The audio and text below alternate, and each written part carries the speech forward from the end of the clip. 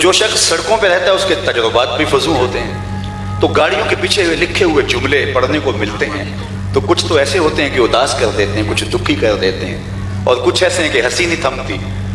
ایک جملہ آپ نے بھی پڑھا ہوگا، لکھا ہوتا ہے صنم بے وفا۔ تو میں دوستوں کو کہتا ہوں یہ سمجھتے ہو کیا لکھا ہے؟ وہ کہتے ہیں کہ حضرت آپ بتا دیجیے۔ تو میں کہتا ہوں یہ تحریری احتجاج ہے، اس نے کسی سے پیار کیا ہوگا، اس نے وفا نہیں کی اور اب یہ اپنا غصہ یہاں نکال رہا ہے، صنم بے وفا۔ میں نے کہا یہ تحریری احتجاج ہے، میاں تم نے پیار اس سے کیا جس نے وفا کی ریت نہیں نبھائی۔ آؤ تمہیں اس چوکھٹ کا پتہ بتاؤں، جو ہاتھ پکڑتے ہیں تو حشر کے دن بھی نہیں چھوڑتے، ان سے ربط قائم کرو، ان سے تعلق قائم کرو۔ اپنا معیار زمانے سے جدا رکھتے ہیں ہم، تو محبوب بھی محبوب خدا رکھتے ہیں۔ تو کہا کہ میرے سے پیار کرو، میں تمہارے رب کا بھی محبوب ہوں۔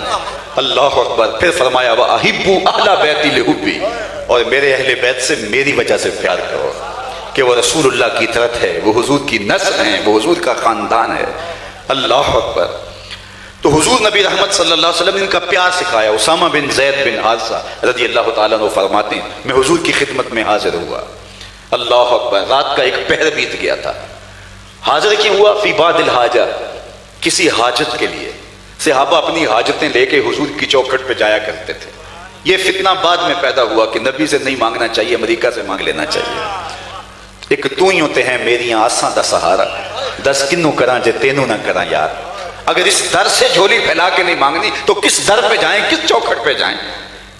اول من انکر التوسل والاستغاثہ والنداء ہوا ابن تیمیہ، پہلا شخص جس نے توسل کا، استغاثے کا، ندا کا انکار کیا وہ ابن تیمیہ تھا۔ اس سے قبل امت جھولیاں پھیلا پھیلا کے حضور کی چوکھٹ سے خیرات مانگتی تھی، اور آج بھی اہل محبت اس در سے مانگتے ہیں۔ اور میرے امام بولے کون دیتا ہے دینے کو منہ چاہیے، دینے والا ہے سچا ہمارا نبی، کوئی اور ہے بھی تو نہیں یار۔ کسی اور سے مانگیں تو سر اٹھا کے نہیں چل سکتے، کسی چودھری کا، کسی نواب کا، کسی راجے کا کوئی مانگت سر اٹھا کے کہہ سکتا ہے میں فلاں کا مانگت ہوں؟ اور جس کو خیرات مدینے کی گلی سے ملی ہو تو میرے امام بولے ٹھوکریں کھاتے پھرو گے ان کے در پہ پڑ رہو، قافلہ تو اے رضا اول گیا آ کر گیا۔ اللہ اکبر۔ تو حضور علیہ السلام کی خدمت میں کسی حاجت کے لیے گیا، رات کا ایک پہر بیت گیا تھا۔ صحابہ حضور کی دہلیز پہ دستک نہیں دیا کرتے تھے، دہلیز کے ساتھ لگ کے بیٹھ جاتے، درود پڑھتے رہتے، حضور خود آتے تو اپنی حاجت پیش کر دیتے، لیکن کبھی ایمرجنسی حالات بھی ہوتے، ناگزیر حالات بھی ہوتے تو پھر دستک دے لیتے۔ اس دستک دینے کا انداز کیا تھا؟ حضرت امام بخاری ادب المفرد کے اندر کہتے ہیں کانت تقرہ ابواب النبی بالاظافر، جب دستک دینے کی نوبت آ جاتی تو صحابہ اپنی انگلیوں کے پوروں سے، ناخنوں سے حضور کی دہلیز پہ دستک دیتے۔ اس کی لطافت ذرا دیکھیے، اس کی تشریح میں مولا علی قاری نے لکھا کہ یہ ناخنوں سے دستک دینے کا کیا مطلب؟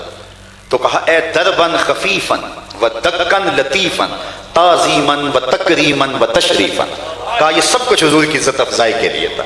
اصل یہ بے تابی کا اظہار تھا، انہیں تو پتہ ہے کون کھڑا ہے باہر، یہ بے تابی کا اظہار تھا۔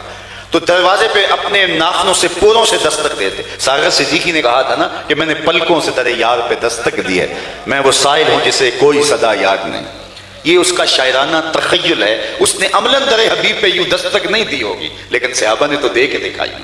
حضور کے در پہ دستک دی، حضور تشریف لے آئے، کہتے میں نے حاجت کہی، حاجت میری پوری ہو گئی۔ اللہ اکبر۔ تو میں نے ایک منظر دیکھا کہ حضور جب تشریف لائے تو ایسے ہی چادر کی بکل ماری تھی، تو اطراف میں ابھار تھا، جس کا اندر کوئی ہو تو مجھ سے نہ رہا گیا، میں نے پوچھ لیا، میں نے کہا حضور چادر کے اندر کیا ہے؟ تو حضور نے بتلانے کی بجائے فکاشفہ، چادر کھول دی، فائز الحسن والحسین علی ورکہ، تو ایک پہلو سے امام حسن لپٹے تھے، ایک سے امام حسین لپٹے تھے، کہا یہ میرے بیٹے ہیں، یہ میری بیٹی کے بیٹے ہیں، اے اللہ میں ان سے پیار کرتا ہوں، تو بھی ان سے پیار کر، جو ان سے پیار کرے مالک اس سے بھی پیار۔ محبتوں کی کہانی سنیے، حضرت حذیفہ بن یمان کہتے ہیں، حذیفہ بن یمان صاحب و سر رسول اللہ صلی اللہ علیہ وسلم، حضور کے رازدان، مسجد نبوی سے گھر کچھ فاصلے پر تھا، دن کی نمازوں میں تو حاضری ہو جاتی، لیکن شام کی نمازوں میں حاضری اس لیے نہ ہو پاتی کہ والدہ بوڑھی بھی ہیں اور بیمار بھی ہیں، تو ان کی خدمت میں لگے رہتے، لیکن شدید آرزو تھی کہ شام کی نمازوں میں حاضری ہو، اس لیے کہ قرات بالجہر ہوتی۔ یار کوئی عام قاری قرآن پڑھے تو جی چاہتا ہے کہ فاصلہ کاٹ کے بھی وہاں جائیں، جب صاحب قرآن خود قرآن پڑھتے ہوں گے پھر رنگ کیا ہوتا ہوگا۔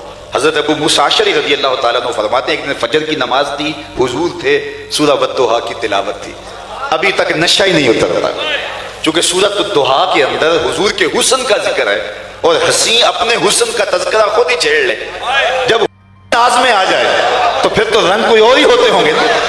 ام المومنین سیدہ عائشہ رضی اللہ تعالیٰ عنہ فرماتی ہیں ایک دن حضور نے کالے رنگ کی چادر کی بکل ماری اور مجھ سے مخاطب ہو کے کہا کیف ترینی یا عائشہ، عائشہ بتاؤ کیسا لگ رہا ہوں، آج حسن ناز میں آ گیا نا، کیف ترینی یا عائشہ، عائشہ بتاؤ کیسا لگ رہا ہوں۔ تو ام المومنین نے کہا کہ حضور چادر کی سیاہی نے چہرے کی سفیدی نکھار دی ہے اور چہرے کی سفیدی نے چادر کی سیاہی نکھار دی ہے۔ تو سورہ الضحیٰ کی تلاوت کی، کہا ابھی تک نشہ ہی نہیں اترتا۔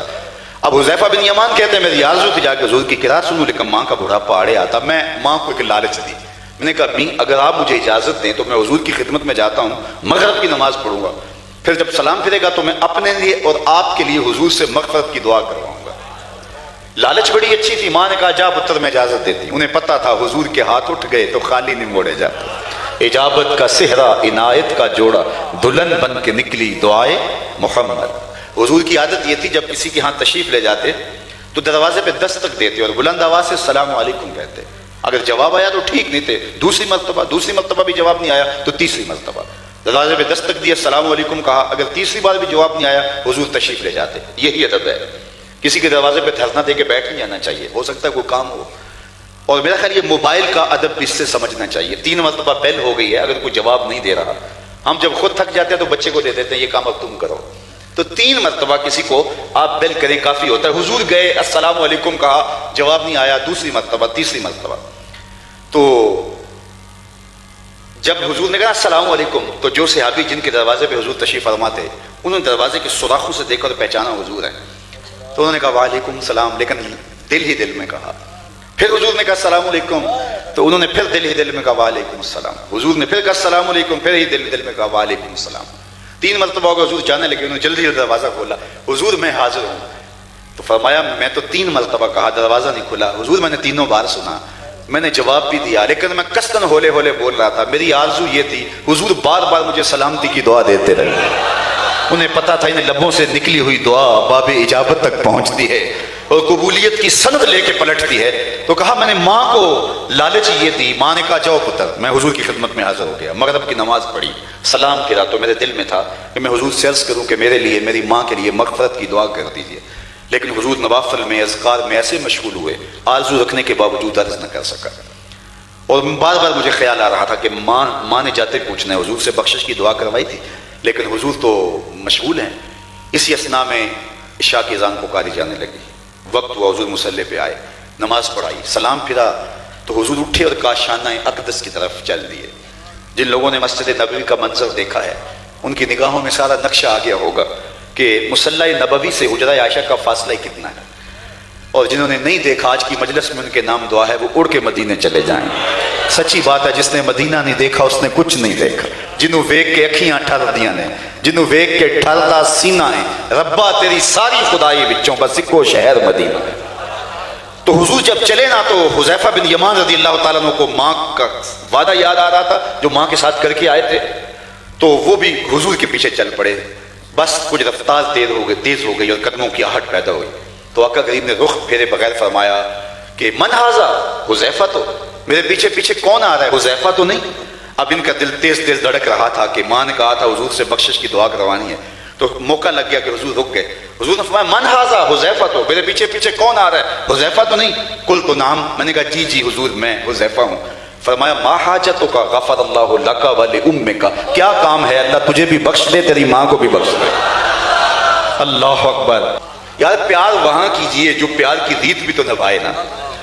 میں سویر سے لے کر شام تک سڑکوں پہ ہی ہوتا ہوں، میں سیالکوٹ سے واپس آ رہا تھا تو راستے میں ایک فقیر نے جھونپڑا لگایا تھا، اوپر لکھا تھا سڑکوں والی سرکار، تو میں نے اپنے ساربان سے کہا کہ یہ تو کنارے والی سرکار ہے، سڑکوں والی سرکار تو ہم ہیں، کہ سویر سے لے کر شام تک سڑکوں پر کبھی ادھر کبھی ادھر، کبھی عرش پر کبھی فرش پر، کبھی ان کے در کبھی در بدر، غم عاشقی تیرا شکریہ میں کہاں کہاں سے گزر گیا۔